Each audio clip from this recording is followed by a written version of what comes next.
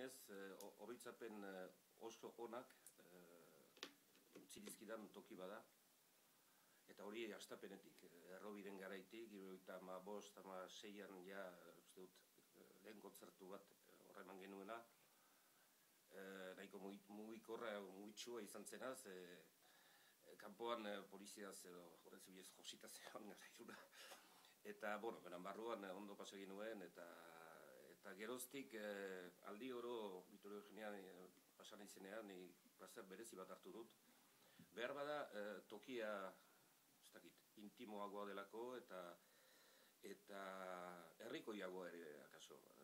Ez dut bestekin konparatu nahi, beran, bueno, niretzat nik uste hortan gelditzen naiz. Eta gero, nire azken aurriko zuzeneko diskoa ere hor grabatu nuen, Vitorio Eugenian, eta hori. Hori alde batetik, eta gero bestetik eskartzen dut, Mikel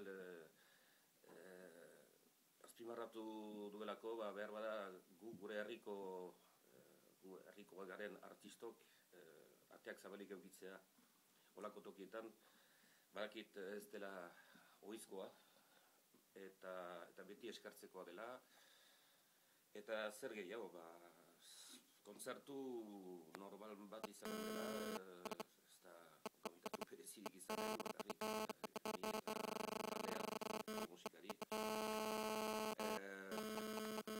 Eta azken 5-6 urte hauetan dugun repertorioa izanen da. Funtsean, diskoan agartzen diren kantu guztiak joko ditugu, kantako ditugu, eta gehi beste batzu, nola esan gure, nahitaezkoak direnak betiko kantuak. Ara, ez dut beste deus gaiterik, zita duzue, 10ean, etorri lasai, gu prez gira, zueri